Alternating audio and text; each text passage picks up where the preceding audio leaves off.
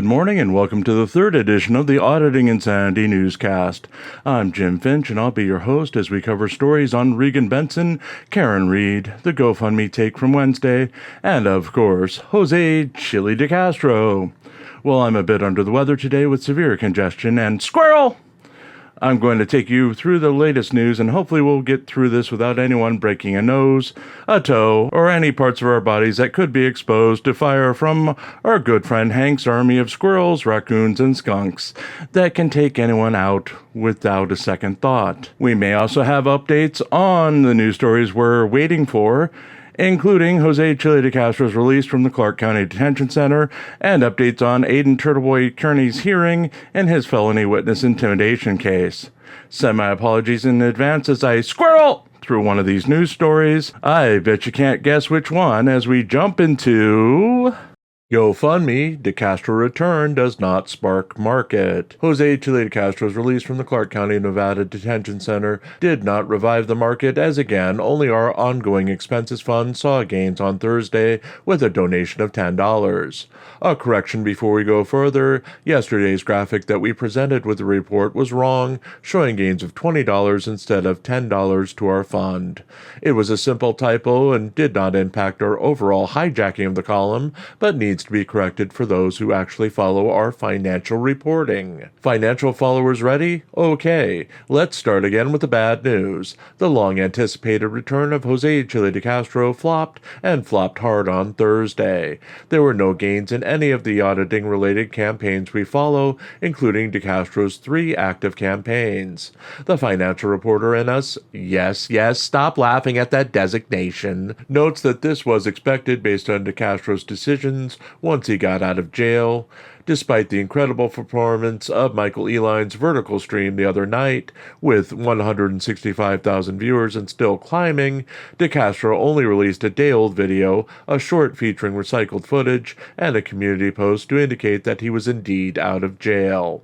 No lives, no current footage, no verbal statement, no promotion of his financial distress or his crowdfunding campaigns. Nothing at all to take advantage of the actual outpouring of interest in his release. In this climate, day 1 is the day for donations and the day for the outpouring of interest in the case.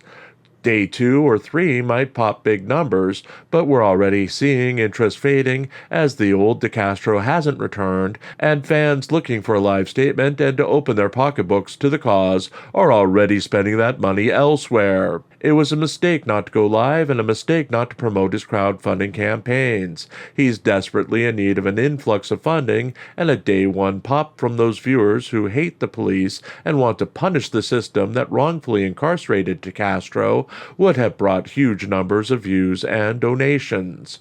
We'll go into his vain reasoning in another column, but for now it was a financial mistake to skip a day 1 statement of some sort. He still will get a big pop of numbers when he does go live, but not on the level he would have had if he had gone live the first day. As DeCastro goes, so does the market. With nothing to spark the market and bring interest to the campaigns of everyone else, there's not much for me to talk about. Even DeCastro's recent gains with 3 wins in a row, showing that there is life out there, have ended with 2 days of no donations or even passing interest in his fundraising efforts. You can't catch donors without promoting your URLs and doing some basic pitching of your products. He knows this. He was an ad executive for dozens of hundreds of Santa Claus years in New York City. Not striking when the iron was hot was a mistake, and it's unclear what the market will do now without his return to propel the industry. As always, if you'd like us to keep reporting new stories every day, we do have a GoFundMe of our own. All proceeds go to keep the lights on, eating, and writing new stories to feature here and on ReallyCoolSite.org. Please note, for those who follow our animal support campaign for feral cats and domestic cats on the property, we're in flea season again. We're asking for help with obtaining donations of Cheristin for cats. It's the only treatment we've tried that works with the breed of fleas up here, but it's expensive. It doubles as a once-a-month antihistamine treatment for one of the older cats with ongoing respiratory problems, so even outside of flea season, we need access to it. If you can help, please visit our Amazon registry page. Links will be posted on our Discord server. We're also looking for help for paying our Pacer bill, which is coming up next month. Due to inactivity in a lot of cases we follow, it won't be as expensive as last quarter, where it was over $200, but it is an added cost of reporting and something we still do need help with. This channel is inching towards level 1 monetization, and we're doing our darndest to do what the auditors haven't done and capitalize on the real interest in DeCastro's return and other big events to make the move forward, to hopefully be able to sustain ourselves. Thank you to all of you for your support, especially our mad hate donor who makes sure that this article is produced every day. We're getting there. If we fail and we have to go back to a real job in the real world, we will, but we won't fail without a fight.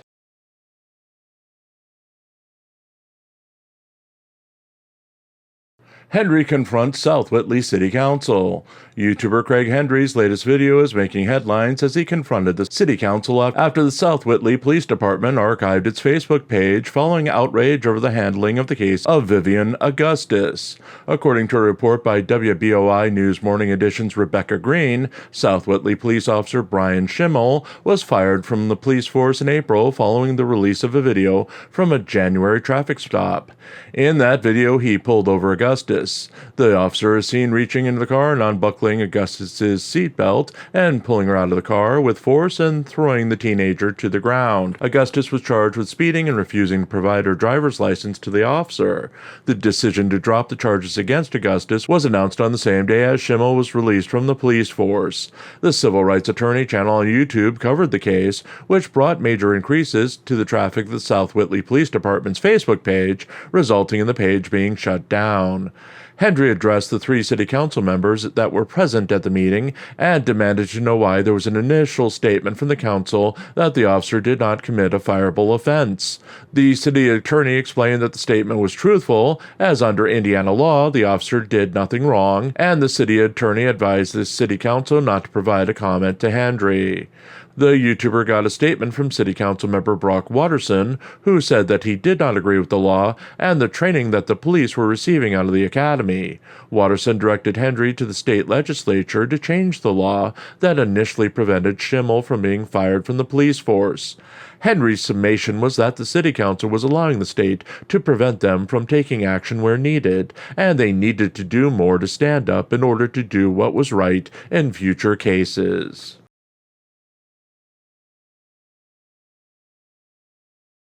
The return of Jose Chille DeCastro. Fans of Jose Chille DeCastro were left in the lurch as the expected live stream following his release from jail did not materialize on Thursday, as the YouTuber gave in to vanity and personal time instead of making a public appearance to ease the needs of his hundreds of thousands of followers. Thursday started with the release of DeCastro's address to his fans from August 10, 2024, following his exoneration in the appeals court of charges of interfering in a traffic stop and obstructing an officer. DeCastro claimed in the address that with the overturning of the convictions, his record is now clear, and he has never been convicted of a criminal act. Anyone doing a records request of his background can easily dispute that, but DeCastro continued to claim that he has no criminal record throughout the statement. He also claimed it would take a couple of days to return to live streaming. His later statement would make it clear he needs to get a haircut, do some workouts, and have his front tooth, which was apparently broken while in jail, fixed before he could return to on-camera work. He promised swift retribution to his enemies through the legal system, and then surprised most viewers by apologizing to the bailiff that he called a pig. He said he shamed his family and friends by calling the man a name and regretted his actions on that day. The YouTuber also made it clear that he still felt that the comment and his actions were the sole reason he was unfairly incarcerated in the Las Vegas Detention Center and would be filing suit against all involved to punish them for his unlawful detention. DeCastro released a short later in the day indicating that he had not yet been released, followed by a statement on his community page. Yes, I'm out of the dungeon. I'm free. The sun is on my face as my young nephews are crawling on back as we splash and play in the pool. Then I have a bite of pizza, a little yogurt, and chomp on some fresh fruit. The kids have to go to wrestling practice, so I jump in my car to get my phone fixed and go buy some kombucha. As I'm waiting in for the service, I'm reading all your comments, and I'm overwhelmed with emotion, gratitude, and proud of all of you. You are seeing it correctly. I feel empowered, strong, and ready to extract the justice that must be served to that despotic, biased judge, the lying prosecutor, and JBTP, who was so sure he was gonna get away with this. We will hold them all accountable, all of them. Being released after 114 days in a dungeon is a strange shock for me. I'm a bit disoriented.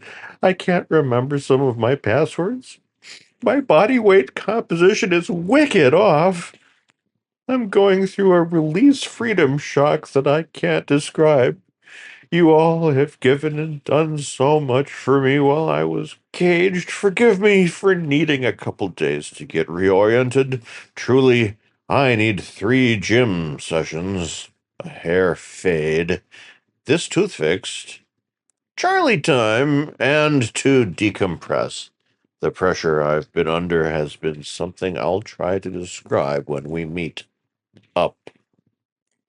I'll set a live stream in the next 48 hours. Thank you for being here and supporting me. I have a few special thanks for a few I'll talk about on our reunion. We must get justice. The only thing that will do is justice. We won't stop, and we don't stop. Thank you, Chille.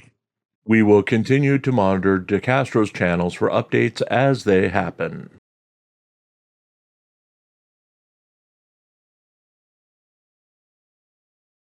Turtleboy's mild day in court. It was a mild day in court for Aiden Turtleboy Kearney on Thursday as his promised fire and brimstone turned into little more than smoke and sparklers as his 2 court hearings turned into much ado about nothing. Kearney's first hearing of the day involved ongoing charges that he violated a protective order that his ex-girlfriend Lindsay Gaetini has against him. He was accused of violating the order a few months ago when Gaetini was the guest of Jen McCabe at a hearing in the Karen Reed murder trial, and Kearney was forced to leave the hearing due to Gaetini's arrival. Kearney hung around the area, hiding in what he described as a grassy knoll, to allegedly shout at Gaetini and take pictures of her while allegedly violating the protection order. Tuesday's hearing, a pre-trial conference, did not happen and was rescheduled for August 22nd at 9 a.m. It is listed as discovery, compliance, and jury selection on the docket. Kearney's afternoon hearing provided more excitement for his fans as the Journalism Jesus saw the hearing restreamed on Tom CPU's channel by a fan of Kearney's, in clear violation of the Zoom meeting's guidelines of no recording of the hearing.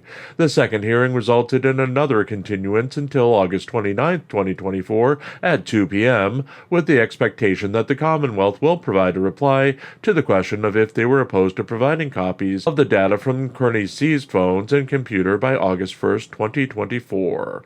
The Commonwealth was also given until August 8th to file their motion for the authorization of a taint team to go through Kearney's devices and determine what information is privileged and what information the Commonwealth can have access to. An agreement on the taint team was previously reached between Kearney's attorney and Special Prosecutor Ken Mello. Mello's ongoing illness has seen him at least temporarily replaced by Special Prosecutor Robert Cosgrove, who is picking up the work that Mello had left incomplete in the case. Kearney's attorney Tim Bradel alleged that the witness intimidation charges against his client were unjust, as any action Kearney has alleged to have done have been in the role of a journalist. Bradel claimed that journalists must act tough around subjects they're investigating to get to the truth and use tactics that might be obnoxious or offensive as part of their jobs. When questioned by Bradel as to why Kearney was facing charges, Cosgrove brought up an example of many with an incident that was reported to the grand jury where, in his role as a journalist, Kearney went to a sporting event of a child of a witness in the Karen Reed murder case. Kearney had a separate person filming the witness and accused the witness of being involved in the murder of Boston police officer John O'Keefe. Kearney demanded the witness change his testimony and began screaming that the person was a murderer in front of the crowd. Kearney then insulted and degraded the witness on his Turtleboy Live YouTube program following the encounter. Despite Bradle's outrage, the case will continue in August. Kearney's post-hearing activities were apparently interrupted by masshole troll mafia leader Kate Peter. The YouTuber is alleged to have violated protection orders against her, held by both Kearney and ex-girlfriend Lauren Murray, as Peter was stopped in her car at a light outside of the courthouse. Responding to jeers from the crowd assembled to support Kearney, Peter flipped off the crowd for 90 seconds and drove off when the light changed to green. General outrage and child abuse accusations against Peter followed. Kearney claimed that Peter will be charged with violating Murray's protective order in Stoughton District Court. No charges have appeared as of press time.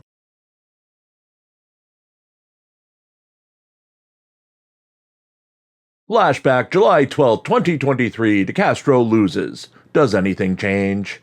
A little over a year ago, Kate Peter stood up to Jose Chille DeCastro on a parade ground in front of small children and humiliated him, and he got angry. That's all what this was about. Over a year, thousands of hours in YouTube time, millions of words typed defending both sides, nearly 80 grand of community money invested in one side or the other, hundreds of threats, bad actions, and overall bullshittery by everyone involved, and we have a decision. Jose Chille DeCastro failed in his attempts to silence Kate Peter out of revenge for the activities on Memorial Day 2022. This case was never about the money. While DeCastro is rapidly aging, homeless, and deluding himself into thinking he has a political future, the possible financial windfall brought by defeating Peter and one of the world's biggest tech companies in court could have set him up financially for the rest of his life, but he never seemed to be in it to win it. With a little effort and hiring of a legal team that actually knew what it was doing, DeCastro really could have pulled off something that would have changed the world. YouTube's copyright system is irreparably broken, with 51 million channels and sometimes rampant abuse of both the blatant stealing of content and the misuse of the copyright system to punish others and silence speech, including by DeCastro himself. DeCastro's case might have brought real change to the platform. But in the opinion of almost everyone but the most hardened Chille DeCastro supporter, he didn't want that. He wanted the ability to silence his critics with the ongoing punishment of Kate Peter and anyone else who would dare speak up against him at the center of his universe.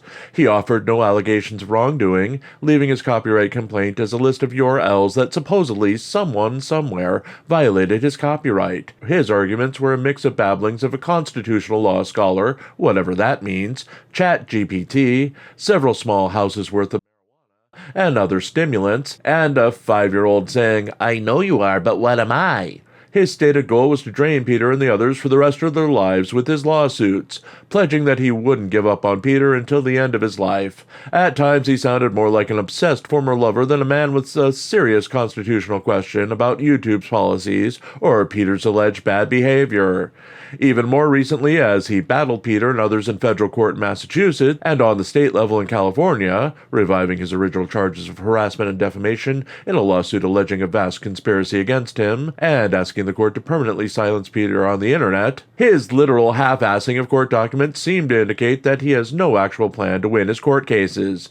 To observers, it seems like he is sticking to his plan to tie up his critics in court for the rest of his life and drain them until the court throws the case out, and then he just refiles it in another state, rinse and repeat until someone dies first. While he has added court cases against the police in Ohio and Las Vegas to his resume of future dismissed cases, and he has announced political ambitions based on his massively growing YouTube channel that's not suspicious at all in the frequency of new viewers versus the actual non-existent activity of said viewers, he has no plans to win the cases or political office. They are mere props, according to observers, in his overall goal to silence his critics. Expect no victory dances. Expect no long-winded victory speeches. Expect no apologies. Expect nothing more than the same. The loss in court on Tuesday means nothing, especially if you believe DeCastro's stated goal. He will regroup, he will appeal, he will refile if needed. He won't accept the loss. Like a bad mix of Dracula, Wile E. Coyote, and a chocolate-flavored Axe body spray wearing Dude Bro from 2006 hitting on a cashier at Hot Topic, he will be back. Oh yes, he will be back. But will he still be relevant on the 2nd, 3rd, 5th, or 10th time he trots out the same tired antics in court? We shall see.